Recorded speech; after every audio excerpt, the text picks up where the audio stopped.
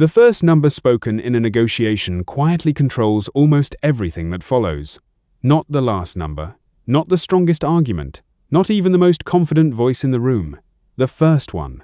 Researchers call this anchoring bias. And once you notice it, you cannot unsee it in any negotiation you're part of, from a job offer to a vendor contract to a simple back and forth over a project budget. Here's the basic mechanism. Once a number enters the conversation, even an arbitrary or clearly biased one, it becomes a mental reference point. Every later offer gets pulled toward it, whether anyone in the room realizes it or not. Nobody has to agree to this happening. It just happens, quietly, underneath the actual words being spoken. That sounds abstract, so let's make it concrete with a study most people find genuinely surprising the first time they hear it. In this well-known study, researchers asked people to spin a wheel. The wheel was rigged to land on either a low number or a high number. Both numbers were completely random. Neither had anything to do with the question that came next. There was no logical bridge between the spin and what participants were about to be asked. After the spin, participants were asked something totally unrelated. What percentage of African countries belong to the United Nations? Think about that for a second. The wheel number has zero logical connection to United Nations membership. A rational mind should ignore the spin completely and estimate based only on what it actually knows about geography and international organizations. But that is not what happened. People who landed on the higher random number guessed significantly higher percentages. People who landed on the lower random number guessed significantly lower percentages. The exact same question, answered two very different ways, purely because of a number that meant absolutely nothing. That is anchoring bias in its purest, most stripped-down form. No negotiation, no stakes, no manipulation intended by anyone in the room. Just a number sitting in someone's head, quietly bending their next judgment before they even realize a judgment is being made. It's worth sitting with why a spinning wheel can do that to a rational adult mind. Under genuine uncertainty, people don't reason from scratch.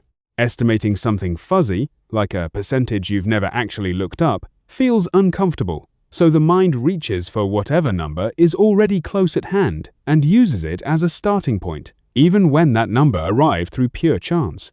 It's the same instinct that makes a random guess at a stranger's age drift toward the last age you happen to be thinking about, or a guess at an object's weight drift toward whatever number was mentioned right before you picked it up. The mind isn't being careless. It's using a shortcut that usually works fine, except when the anchor itself is worthless. Now scale that up to something with real stakes attached to it. Something like a salary negotiation, where the number on the table affects a person's actual income for years. Salary negotiations show this pattern constantly, and once you know what to look for, you start seeing it in almost every conversation that involves money changing hands. Whoever states a number first sets the gravitational center of the entire discussion. Every offer, every counter-offer, every let's split the difference moment after that first number gets pulled toward it, the same way objects in space get pulled toward whatever star sits at the center of their orbit. Here's the part that surprises most people the first time it's explained to them. A candidate who names a number early, even a bold one, often ends up with a stronger final offer than a candidate who waits. That feels backwards. Most people assume waiting is the safer move. Let the employer speak first, gather information, avoid the risk of naming a number that turns out to be too low. But anchoring doesn't care about your intentions or your caution. It only cares about which number entered the room first and started shaping everyone's sense of what's reasonable. If the employer anchors first with a lower figure, that lower number becomes the gravitational center instead. Every move after that happens in orbit around a number that quietly favors the employer, not the candidate, no matter how the rest of the conversation unfolds. This is exactly why many hiring guides now advise candidates to avoid stating a number first, if at all possible. Instead, they suggest redirecting the question back to the employer. Something as simple as asking what the budgeted range for the role actually is before offering a figure of your own. It's a defensive move, and a smart one. It tries to prevent the employer from planting a low anchor before the candidate has gathered any leverage at all. Once that low anchor exists, undoing its effect takes real, deliberate effort, not just a stronger argument later in the conversation. This is also why questions about current or past pay function as anchoring questions, whether or not the person asking thinks of them that way.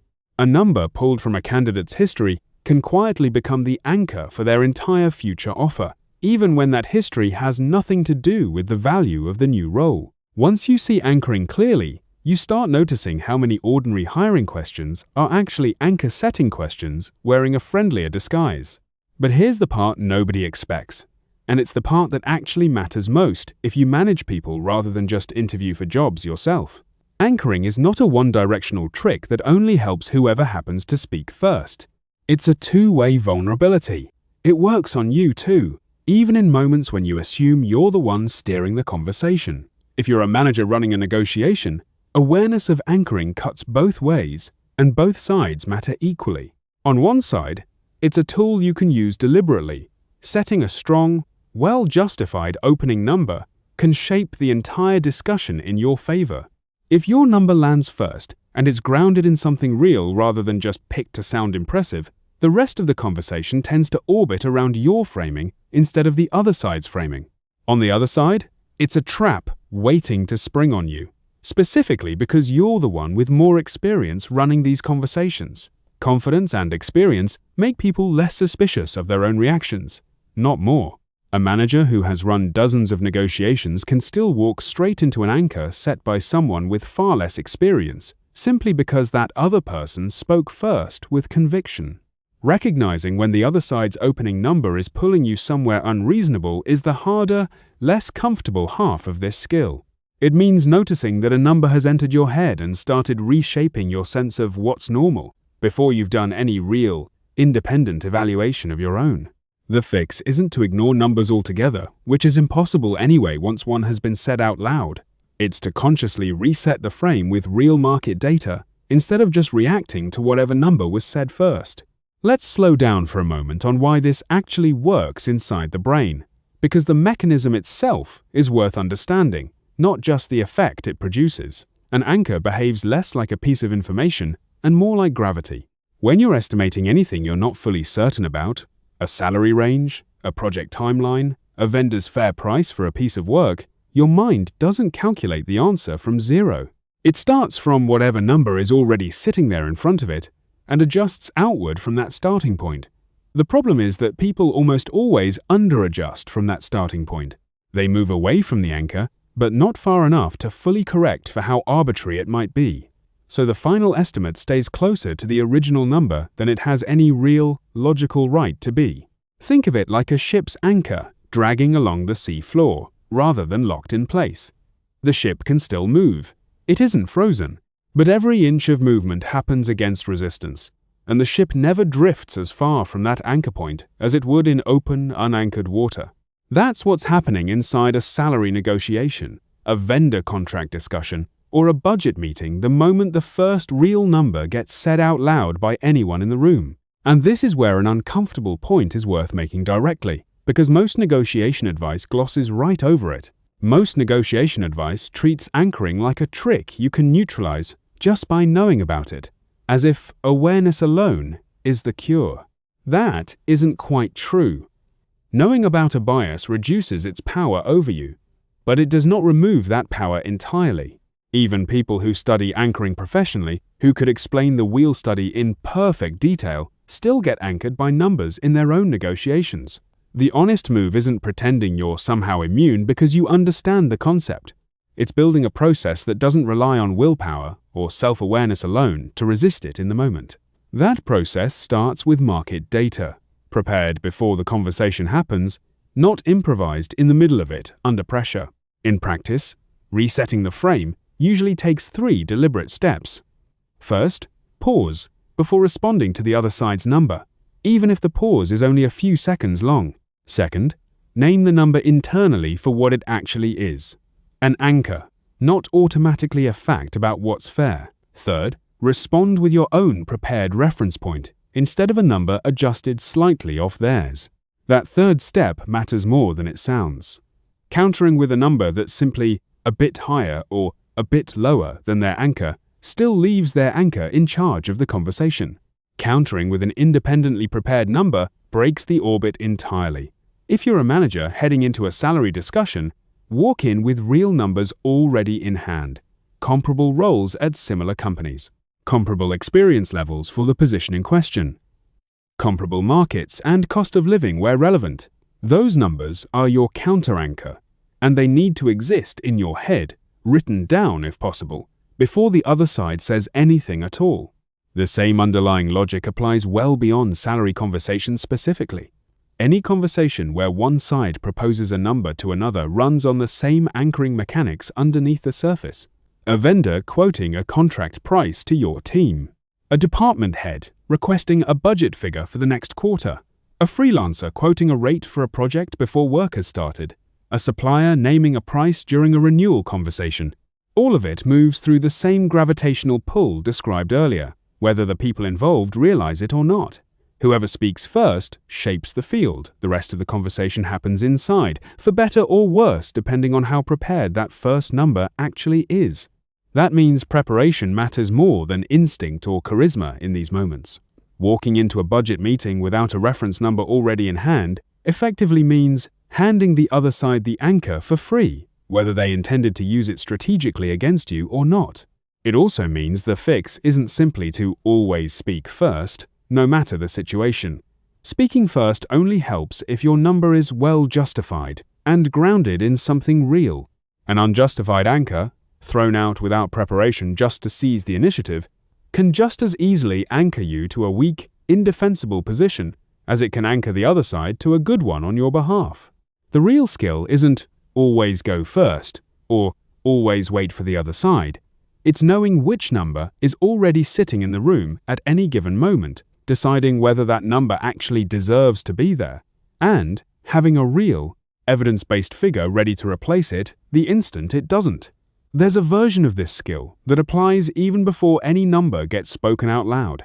Good negotiators and good managers treat preparation as the actual leverage, not confidence and not charisma. A well-prepared opening number carries weight because it's defensible under questioning, not because it was delivered with a straight face. An unprepared number, however confidently delivered, tends to collapse the moment someone asks a single follow-up question about where it came from. The Wheel study makes this point almost by accident. The participants in that experiment weren't persuaded by a confident argument. They were shifted by a number they'd seen seconds earlier, with no argument attached to it at all. That's a useful reminder that anchoring doesn't require eloquence to work. It only requires timing. For managers specifically, this shows up constantly outside of hiring conversations too, in places that don't always get labeled as negotiations, even though they function exactly like one. Performance review conversations about raises. Negotiating a project deadline with a client who opens with an unreasonably aggressive timeline. Discussing budget cuts with finance, where the first proposed percentage becomes the anchor for every revised version that follows in later meetings. In every one of these situations, the same quiet mechanism runs in the background, regardless of how the conversation is labeled on a calendar invite. A number gets said, sometimes almost offhand. Everyone's sense of reasonable shifts toward it afterward, whether they notice the shift happening in real time or only realize it later. Vendor and procurement conversations run on this exact same mechanic, often for far larger sums than any single salary discussion. A vendor who opens a renewal conversation with an aggressive price increase is setting an anchor, not just stating a fact about costs. A manager who accepts that opening number as the baseline for negotiation, even while pushing back on it, has already let the vendor's number define the entire range of the conversation. The counter to this is the same counter that works in hiring. Walk in with your own reference point already prepared, based on prior contract terms and comparable market pricing, so the first number on the table is contested from the very start, rather than quietly accepted as the starting line. The people who handle these conversations well over the long run aren't necessarily the ones with the strongest personalities in the room, and they aren't the loudest talkers either. They're the ones who show up with a number already prepared in advance, so the first anchor that lands in any given conversation is theirs, and is one they can actually defend with real evidence if someone pushes back on it. Hit follow if this changed how you see your team.